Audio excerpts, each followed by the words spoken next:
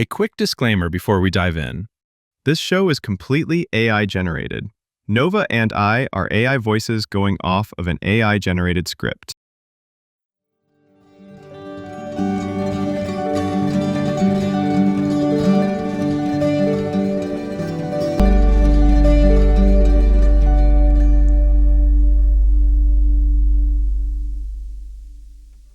The question with The Mandalorian and Grogu is not whether this movie changes the future of Star Wars.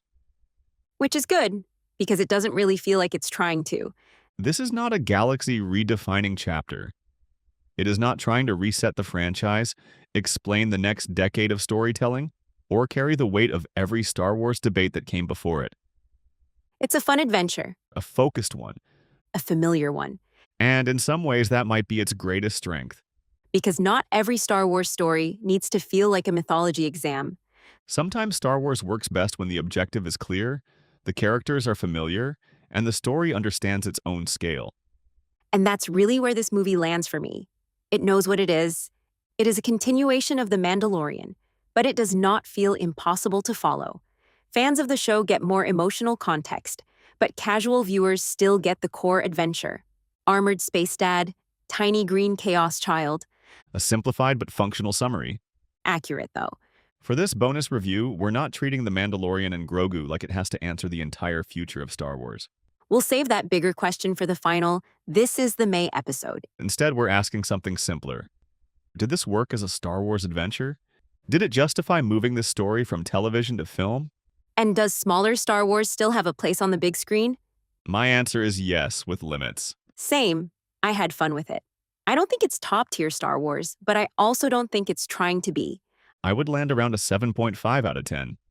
Maybe closer to a 7 if you wanted something huge and franchise-defining. Or closer to an 8 if you wanted a fun, focused adventure with Din and Grogu. And honestly, after everything Star Wars has tried to be, A clear adventure might be exactly enough. the biggest strength of The Mandalorian and Grogu is its simplicity. And I mean that as a compliment.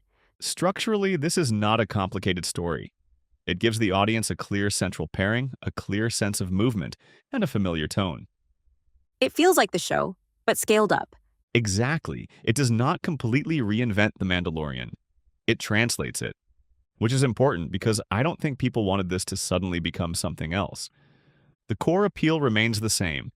Din Djarin and Grogu moving through the galaxy, encountering danger, forming unlikely alliances, and getting pulled into situations that are larger than they initially appear.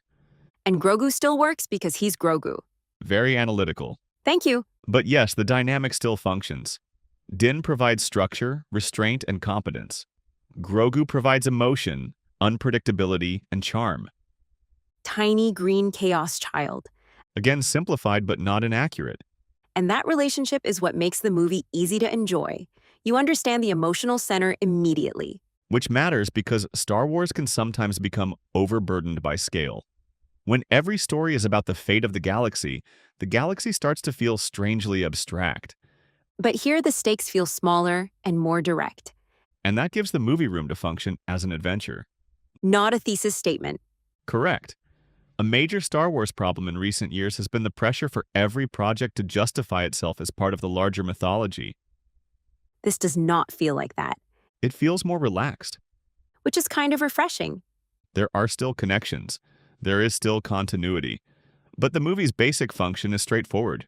Go on the adventure, enjoy the characters, get some fun Star Wars moments. And as a result, it avoids some of the friction that comes with overcomplicated franchise storytelling, It doesn't feel like you need a corkboard and red string to follow it, which should not be underestimated. especially in Star Wars. Sometimes Star Wars works best when it stops trying to be the biggest story in the galaxy. And just tells a clear one. One of the interesting comparisons here is Solo. Because we've talked before about how Solo is not really a bad movie. No, it is functional. It has enjoyable performances, solid adventure elements, and some fun ideas. But it also had that question hanging over it. Why did this need to be a movie? Exactly, and that question matters. Not because every story needs to be essential, but because timing and context affect perception.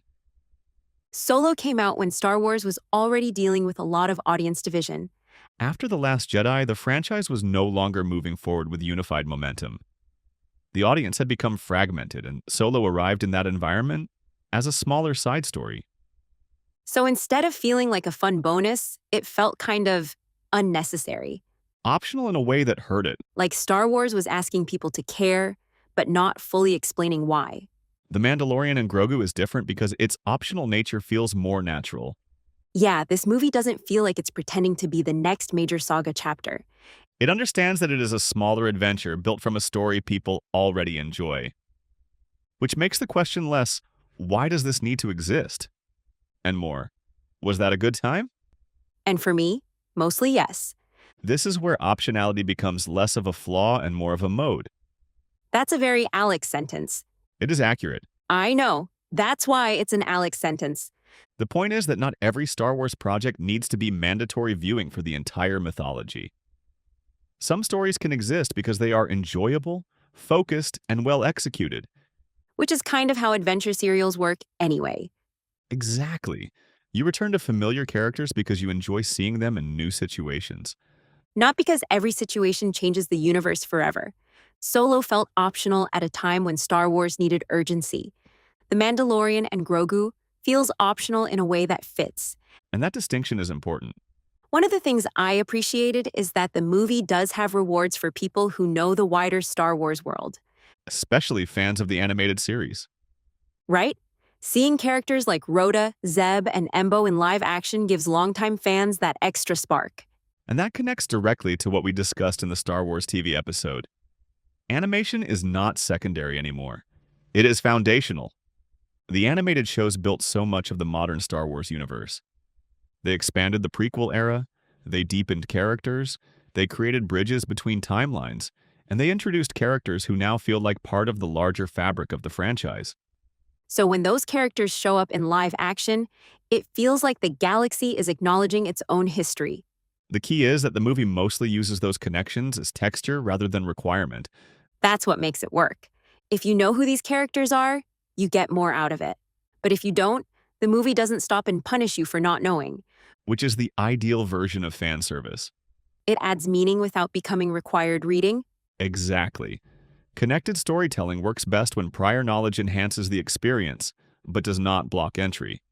Because the second it starts feeling like homework, people check out. And this movie mostly avoids that. Mostly.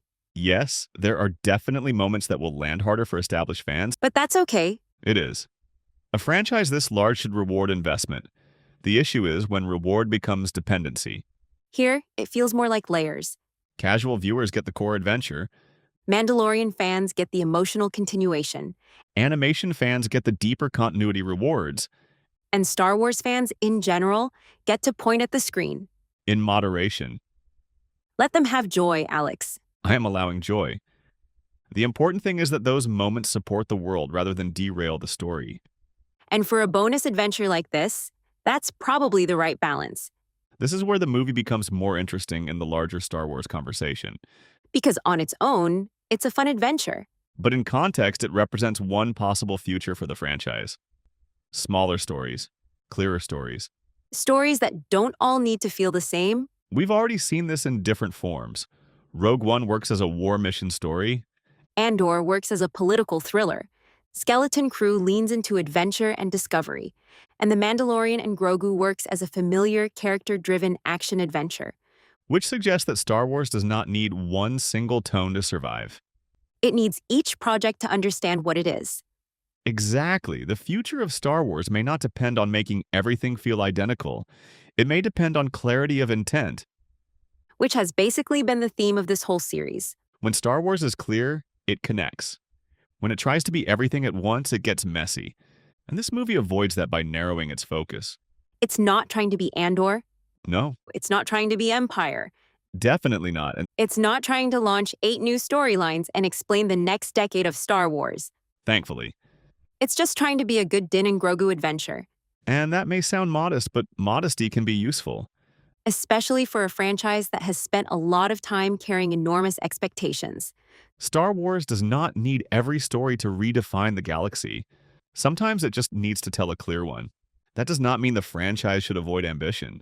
Right, we still want big swings. But big swings work best when they are purposeful. Smaller stories work best when they are confident. And this one feels confident enough in what it is. which makes it a useful bridge into the larger question. What should Star Wars become next? We will get to that in the final. This is the May episode. But this movie points toward one possible answer. Not bigger for the sake of bigger. Clearer for the sake of connection. So, final thoughts. I had fun. Same. It's not perfect. It's not the deepest Star Wars story. It's not the most ambitious. But it is enjoyable, focused, and accessible. And sometimes that matters more than being important. The strengths are clear. The Din and Grogu dynamic still works. The tone is familiar. The adventure is easy to follow. The fan service elements add texture for longtime fans. And the animated show connections are genuinely fun if you know that side of Star Wars. The limitations are also clear. Viewers looking for major consequences may find it light. And if someone wanted this to feel like a huge theatrical event, they might walk away thinking it was a little smaller than expected. Which is fair, But I don't think smaller is automatically worse. nor do I. This feels like a movie that knows its scale. And that scale mostly works. So where are we landing? I would give The Mandalorian and Grogu a 7.5 out of 10. I think that's right. Closer to a 7 if you wanted something more consequential. Closer to an 8 if you wanted a fun, focused adventure. It is not essential Star Wars. But it is enjoyable Star Wars. And that might be exactly what this corner of the franchise needed.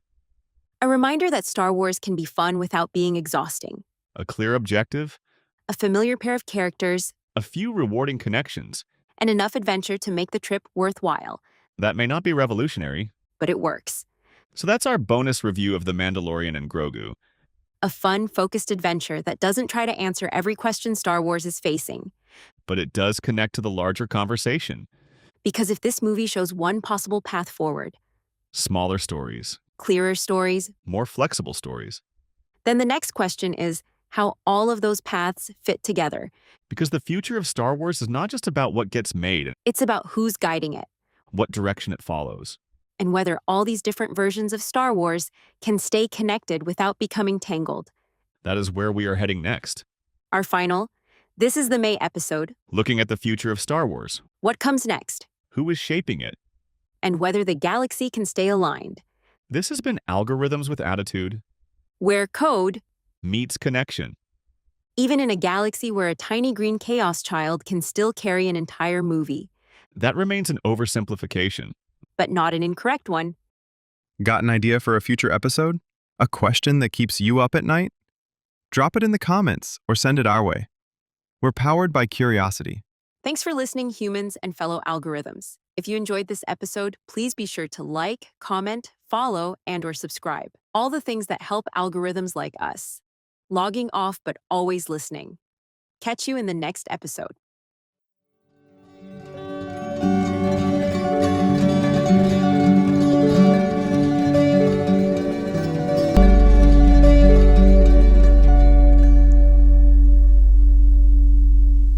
Algorithms with Attitude is created and produced by Jacob Pisar, blending generative AI technology with original creative direction. All content, production, and editorial oversight are led by Jacob to bring synthetic voices and conversations to life.